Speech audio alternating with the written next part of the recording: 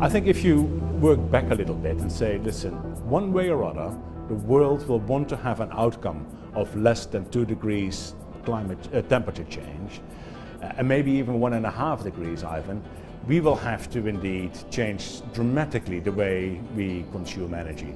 And it may well be that under these types of scenarios, the demand for liquid fuels may peak somewhere in the 30s. Which basically means that the demand for oil will perhaps peak in the late 20s already, because we will see also an increase in biofuels coming into the mix. Whether that will happen, of course, remains to be seen.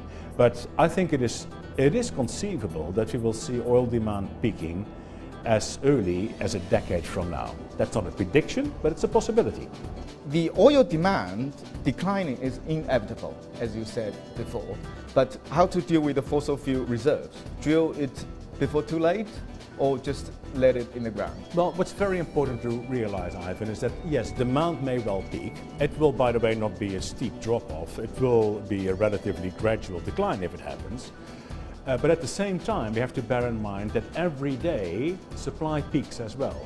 And every day, therefore, we have to continue to develop new resources in order to meet demand. Now, at the moment, demand is rising, but even if demand would be falling, supply would be falling much more rapidly if the world decided not to invest anymore.